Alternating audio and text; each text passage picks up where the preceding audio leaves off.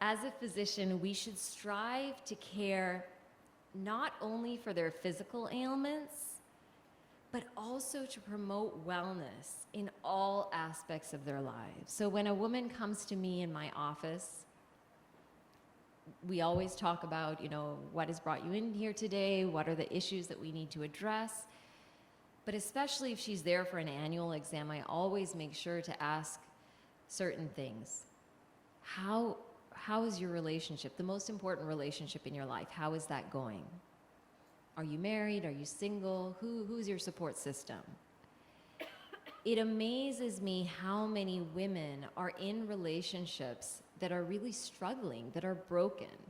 And when you can give them a little bit of guidance about how to bring love and light and compassion, handing out little resources like the Love Dare, a 40-day love challenge where you can read a Bible verse with your spouse every day for those 40 days and then focus on being kind, being generous, being loving.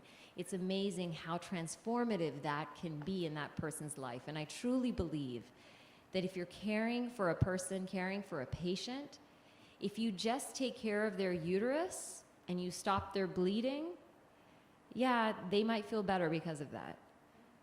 But if you can help them have strong, empowering relationships in their life, if you can help them to have a strong relationship with their spouse, if you can help them to understand the benefits of physically taking care of themselves with healthy diet and exercise, and you address their issues coming from their uterus, oh my goodness, that person is now soaring.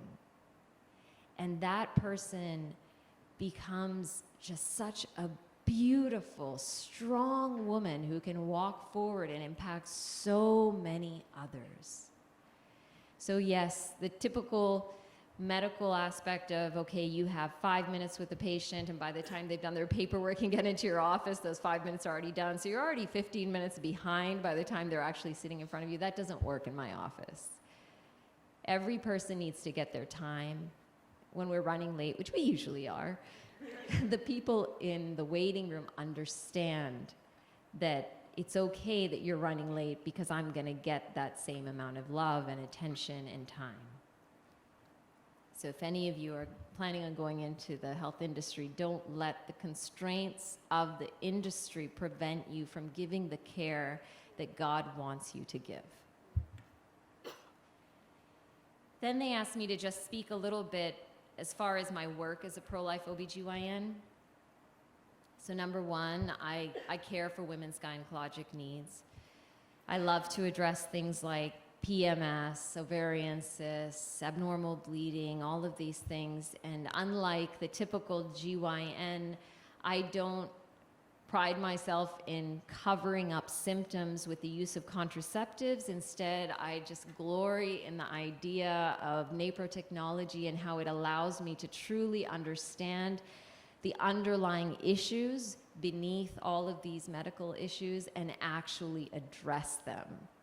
It amazes me how many women in their 40s are in the midst of really difficult relationships purely because of their lack of progesterone, which is leading them to have horrible PMS, that leads them to go from PMS to abnormal bleeding to a few days off to PMS, so they always feel like they're angry with their husband because everybody who's married knows that when you have PMS, the people that you take it out on are your husband and your kids.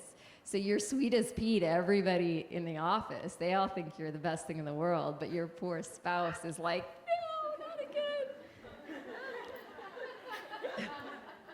again. Okay, but it's...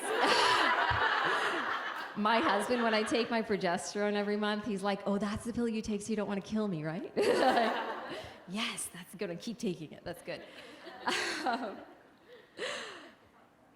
It's amazing. The ability to provide medicine which may reverse an abortion pill, save a mother and a child from the scourge of abortion.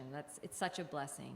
To be able to educate others about abortion so that they can learn to stand up for life and they can stand up on their own and walk forward and have those amazing conversations with people, all out of love.